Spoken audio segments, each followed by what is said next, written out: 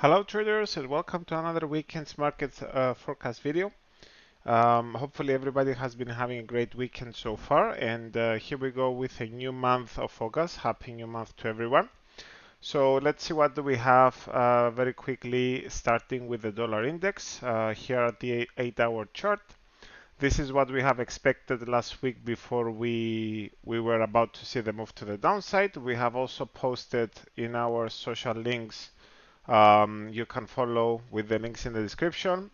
Before NFP on Friday, our expectations for free to the public, and we said about the weakness in the US employment. This is exactly what we had. So we can still see more downside in the dollar index within the coming week or so. And this will be our bias still, even in the short term for the time being. So lower dollar index overall. For the dollar yen, as we have been explaining about this Fibonacci extension area up here, it was a major area in which we expected a reaction, and so far the market has dropped by more than 1000 pips, right, as you can see. So we can still see more downside to come in this market within the month, so some choppiness and more downside possibly to continue within the next couple of weeks. Of course, the market is not ready yet to provide a bounce, so we can still see it sideways to lower for the time being. Now for the euro, we have broke to the upside here with a low on the 1st of the month in August. We have also posted about this reaction in our free article we published on Friday. You can check it out in our Telegram channel or any other of our social media platforms through our page, buymeacoffee.com, which we also have our membership service. If you are interested, you can check it out. So right now the euro is still on track to continue higher. There is a target to the upside, as we have been previously saying, and this move to the downside for us, it was a correction, and we are expecting a break of these highs from 17th of July, possibly within the month of August. So for now, we are still biased to the upside for the euro as well. Now, the pound has been a little bit weaker than the euro, and this is because of the Bank of England's interest rate decision that we had last week, which they are reducing the interest rates, which it's absolutely normal to see a short-term reaction to the downside. This is also what the US is planning to do from September. So overall, the pound from this Fibonacci extension area that we had on Friday, we are expecting a minimum reaction as a bounce to retest the highs for the time being, but overall for us it should remain supported in a sideways to higher cycle to the upside for the time being. Now the pound yen, as you have seen, it has dropped massively, as it was anyway expected at some moment to happen. We have been talking about this thing from these areas back in June, that how this cycle can extend a little bit more, but later we expected to see a reaction. So very soon this one is going to provide us at least a small bounce. So another low is possible in this case, but soon a little bit of choppiness to the upside can take place in the pound yen overall. So for the time being, we do not like to trade it, as for us is still biased to the downside short term, and then it can turn for some sort of a bounce.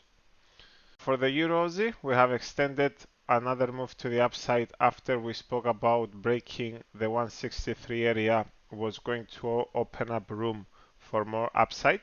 So the cycle from 26th of June over here will be coming to an end sometime this week for a reaction as a pullback for now. This is what we can see coming soon in the EURUSD. For now is going to be a pullback. For gold, we are going to zoom out a little bit to show you exactly how the cycle from the 3rd of May and this buying area has been playing out. We had the move to the upside, a deeper pullback, accumulation at these areas, and then the buyers took control as it was expected and make new all-time highs. The recent peak from 17th of July has made it the pullback as expected, and we are on track to go to new all-time highs, and we have a minimum target to the upside, which is this area up here. This move from the 25th of July, it was the first part of the next move higher. We see this as a pullback that started here on Friday. We don't expect a lot of weakness here, possibly something like this Monday, and then from Tuesday we should be able to accelerate to the upside into the next week or so in gold, and we should be able to make new all-time highs once again. For oil, as you know, we have been bearish in oil for a long time. We had so far 1 and 2 selling areas that we have we have been explaining. So this is where the market is heading.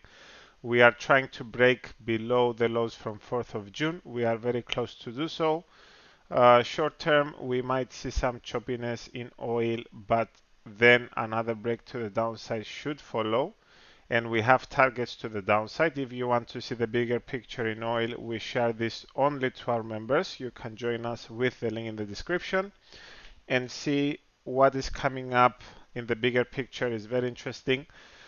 Contrary to what many people expect, there are deeper reasons why oil is trading lower. Like I said, if you want to get educated properly, you can join us and figure it out yourselves. So for the time being, oil is still bearish and we are not looking to buy it by any means. This and this were the selling areas. Now the market is in the middle. We don't like trading markets when they're in the middle of a cycle. Big update here also natural gas.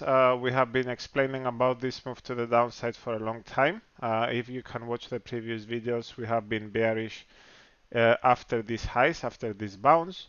And also we are expecting the market to remain sideways for the entire summer, and this is exactly what is going on in natural gas. We have shared an analysis in one of our previous videos in the daily time frame, and we have showcased the $2 range, how this will be a choppiness around the $2 range for the entire summer. This is exactly what we see. We might see a bounce. It's not necessarily the case. The market can still play around and chop around for a long time. At the moment, we do not see any clear trend in this market, and we do not like to trade it in the short term. Now the SPX, S&P 500 cash index, we have got a pullback from this Fibonacci extension area from the 16th of July. It was expected as well. So for the time being, the market is getting ready over here to see at least a bounce. So for now, we are biased as a bounce to the upside, but we are not going to be looking for any trading in this index or the indices for the moment, because we might see the possibility of a bounce and then this bounce can also see some more choppiness short term before we see another move to the upside. So this is what we want to wait and see. There are certain times in the market that you do not know exactly the case. So in these cases, you would rather stay away and be patient to see how things develop because here we can see multiple scenarios. One of them is a bounce, another move to the downside and sideways before it goes up. Another scenario is that we might see a bigger bounce even to new all-time highs, then another move lower and then going up. That's another alternative. And also there is another scenario of a bounce, another move like that before it goes higher.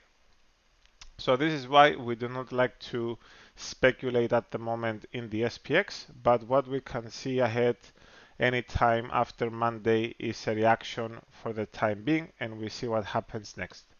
And concluding our weekly market forecast video with our two ETFs, the 3Qs and GDX. So in the 3Qs, we have got a deep reaction to the downside right here. Also in this one, we can see soon some sort of a bounce, but we are expecting more choppiness in the market in the near term, and we would rather not be trading it. So similar to the SPX, soon we might see a bounce, but then the market can still get sideways or lower for the time being. And then we are here to the GDX, the gold miners ETF is still on track to make the new highs above the 40 area. So overall, we are bullish in this one as well. So with that note, guys, thank you so much for watching another weekend's market forecast video. Leave a like so more traders can reach the video can reach to more traders, so more people can benefit from our analysis. Also, if you want to get more detailed analysis and see the bigger picture and what's coming ahead and get prepared for any possible trading opportunity, make sure that you join our membership with the link in the description. And also don't forget to turn on your notifications. That will be helpful. Whenever we post a video, you will be informed. So for the time being, we will see you in the next video. Enjoy the rest of the weekend and trade safe in the next week.